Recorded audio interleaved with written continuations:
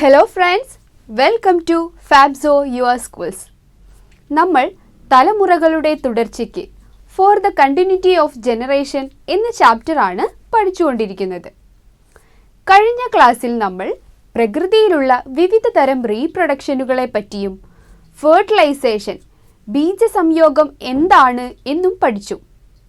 ഇന്ന് നമ്മൾ reproduction in human beings എന്ന ടോപ്പിക്കാണ് ഡിസ്കസ് ചെയ്യാൻ പോകുന്നത്. So, let's begin the topic. മനുഷ്യൻ ഉൾപ്പെടെയുള്ള ഉയർന്ന വിഭാഗം ജന്തുക്കളിൽ ലിംഗകോശങ്ങൾ ഉൽപ്പാദിപ്പിക്കുന്നതിന് പ്രത്യേകം അവയവ വ്യവസ്ഥ രൂപപ്പെട്ടിട്ടുണ്ട്. ഫസ്റ്റ് നമുക്ക് മെയിൽ റീപ്രൊഡക്റ്റീവ് സിസ്റ്റം, അതായത് പുരുഷ പ്രത്യുൽപാദന വ്യവസ്ഥ എങ്ങനെയാണെന്ന് നോക്കാം.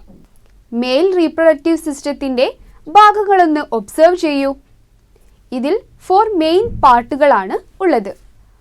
വാസ് ഡിഫറൻസ്, ബീജവാഹി, പ്രോസ്റ്റേറ്റ് ഗ്ലാൻഡ്, പ്രോസ്റ്റേറ്റ് ഗ്രന്ഥി, പെനിസ്, ലിംഗം ആൻഡ് ടെസ്റ്റിസ്, വൃഷണം. ഇതിൽ മെയിൻ പാർട്ടാണ് testis. Seen inside the scrotal sac, വൃഷണസഞ്ചിക്കുള്ളിൽ കാണപ്പെടുന്നു.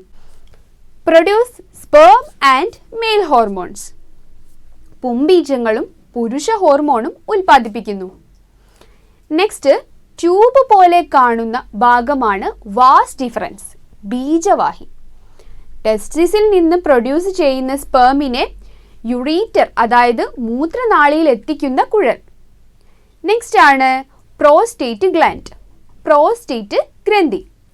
ഇത് ഗ്യാമേറ്റ്സുകളുടെ പോഷണത്തിനും മൂവ്മെൻറ്റ്സിനും ആവശ്യമായ ഘടകങ്ങൾ അടങ്ങിയ സെക്രീഷൻ പ്രൊഡ്യൂസ് ചെയ്യുന്നു. നെക്സ്റ്റ് ആണ് പെനിസ്, ലിംഗം. പ്രത്യേക തരം മസിൽസുകളും ബ്ലഡ് സ്പേസുകളും കൊണ്ട് നിർമ്മിക്കപ്പെട്ടതാണ് പെനിസ്. പെനിസിനകത്താണ് യുറീറ്റർ. യുറീറ്റർ വഴിയാണ് യൂറിനും സെമനും പുറത്തേക്ക് റിലീസ് ചെയ്യുന്നത്.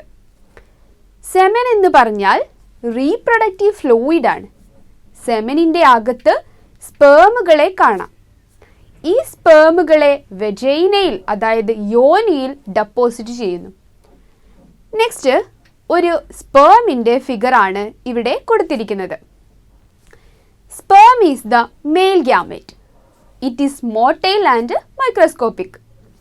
പുംബീജങ്ങൾ ചലനശേഷിയുള്ളവയാണ്, അതുപോലെ തന്നെ അവ സൂക്ഷ്മ കോശങ്ങളാണ്. The sperm has a head, middle piece and a tail. Sperm microscopic ആണെങ്കിലും അവയ്ക്ക് ശിരസ്, ഉടൽ, വാൽ എന്നിങ്ങനെ തരം തിരിക്കാവുന്ന ഭാഗങ്ങളുണ്ട്. They move with a help of the tail. വാൽ ഉപയോഗിച്ചാണ് അവ ചലിക്കുന്നത്. ഇതിനാവശ്യമായ എനർജി നൽകുന്നത് ഉടൽ ഭാഗത്തെ മൈറ്റോകോൺട്രിയകളാണ്. Nucleus that contain paternal chromosomes is seen in the head. അതായത് പിതൃക്രോമസോമുകൾ അടങ്ങിയ ന്യൂക്ലിയസ് ശിരസിൽ കാണപ്പെടുന്നു.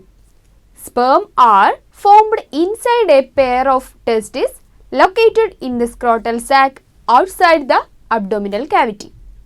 അതായത് ഉദരാശയത്തിന് പുറത്ത് വൃഷണസഞ്ചികളിലായി കാണപ്പെടുന്ന ഒരു ജോഡി വൃഷണങ്ങളിലാണ് പുംബീജങ്ങൾ രൂപപ്പെടുന്നത്.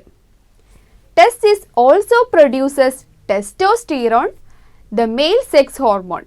അതായത് പുരുഷ ലൈംഗിക ഹോർമോണായ ടെസ്റ്റോസ്റ്റിറോൺ ഉൽപ്പാദിപ്പിക്കുന്നതും വൃഷണങ്ങളാണ്. സ്പേമിൻ്റെ ഉൽപ്പാദനത്തിന് ബോഡി ടെമ്പറേച്ചറിനേക്കാൾ കുറഞ്ഞ താപനില 35 to 36 ഡിഗ്രി സെൽഷ്യസ് സഹായകമാണ്. ഈ ടെമ്പറേച്ചർ നിലനിർത്താൻ സഹായിക്കുന്നത് വൃഷണസഞ്ചികളാണ്, അതായത് സ്ക്രോട്ടൽ സാക്കാണ്.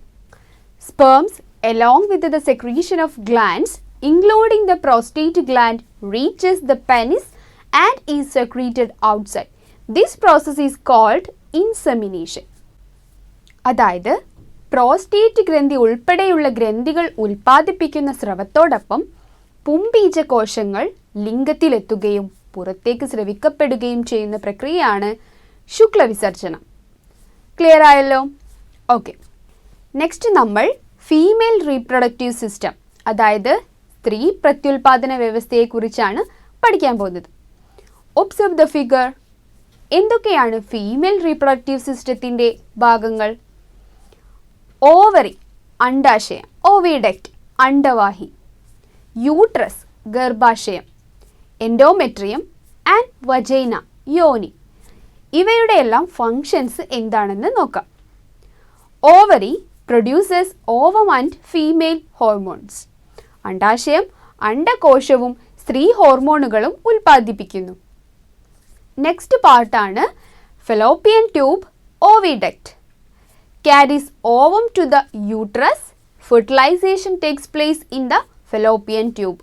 അതായത് ഓവറിയിൽ നിന്ന് ഓവം യൂട്രസിലേക്ക് കൊണ്ടുപോകുന്ന ട്യൂബാണ് ഫെലോപ്പിയൻ ട്യൂബ് അഥവാ അണ്ഡവാഹി. ഫെർട്ടിലൈസേഷൻ നടക്കുന്നത് ഇവിടെ വെച്ചാണ്. നെക്സ്റ്റ് പാർട്ടാണ് യൂട്രസ്, ഗർഭാശയം.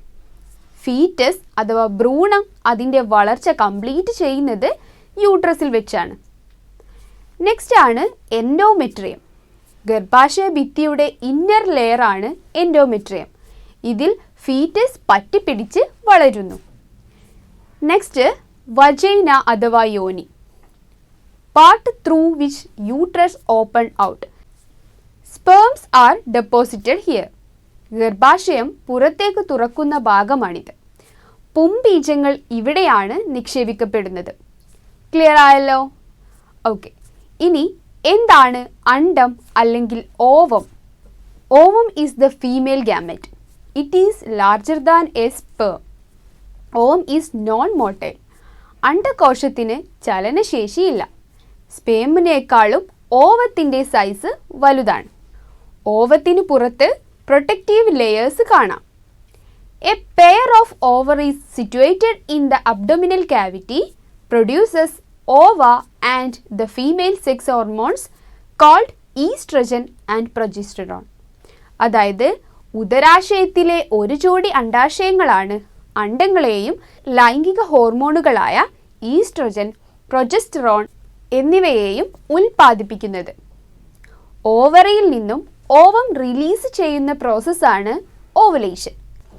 ഒരു ഓവമാണ് പെർ മന്തിൽ പ്രൊഡ്യൂസ് ചെയ്യുന്നത്. ക്ലിയർ ആയല്ലോ? മനുഷ്യരിലെ ലിംഗകോശങ്ങളുടെ ഘടനയും ധർമ്മവും മനസ്സിലായല്ലോ. പുംബീജങ്ങളുടെയും അണ്ഡങ്ങളുടെയും സവിശേഷതകൾ താരതമ്യപ്പെടുത്തി എഴുതിയ പട്ടിക നമുക്കൊന്ന് പൂർത്തിയാക്കി നോക്കാം. ഓക്കെ, അപ്പോൾ നമ്മൾ മെയിൽ റീപ്രൊഡക്റ്റീവ് സിസ്റ്റവും അതിൻ്റെ ഫങ്ഷൻസും പിന്നെ ഫീമെയിൽ റീപ്രൊഡക്റ്റീവ് സിസ്റ്റം അവയുടെ ഫങ്ഷൻസും പിന്നെ അവയിൽ പ്രൊഡ്യൂസ് ചെയ്യുന്ന ഓവത്തിനെ കുറിച്ചും സ്പേംസിനെ കുറിച്ചും പഠിച്ചു. ക്ലിയർ ആയല്ലോ? ഇനി ബീജ സംയോഗം നടന്നില്ലെങ്കിൽ എന്ന ടോപ്പിക്കുമായി അടുത്ത ക്ലാസ്സിൽ കാണാം. Thank you. Have A nice day.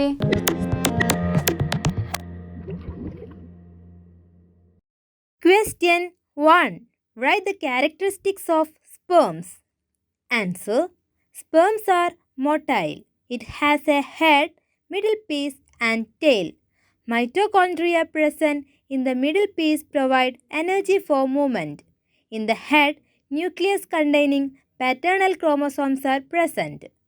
Question 2. Why the test is located in the scrotal sac outside the abdominal cavity? Answer. Temperature less than the body temperature, 35 to 36 Celsius, is favorable for the formation of sperms. The scrotal sac helps to maintain this body temperature. Question 3. Write the location of testes and the production of sperms. Answer. Testes are found in the scrotal sac outside abdominal cavity. Sperms are produced in the testes. Question 4. Write the importance of glands related to male reproductive system. Answer. Sperms reach the penis along with the fluid produced by the accessory glands and prostate glands, which are secreted to outside. Secretions provide a medium for the movement of sperms and nourishment. Question 5. Write the characteristics of ovum. Answer. Ovum is larger than sperms. They are non-motile. There are specified membranes outside the cell membrane of ovum. Question 6. Write the function of ovary. Answer. Produces ovum and female hormones. Question 7. Compare the characteristics of sperms and ovum and complete the table. Answer. Characteristics: sperm, ovum. Size of the sperm is microscopic cells. Size of the ovum is larger than sperms. Motility of the sperm is motile. Motility of ovum is non-motile. Morphology of the sperm is parts like head, middle piece and tail are present. Morphology of the ovum is specialized protective coverings outside the cell membrane. Question 8. Find the odd one. Write the reason. Endometrium, androgen, estrogen, progesterone. Answer. Endometrium. Inner layer of uterus. Others are hormones.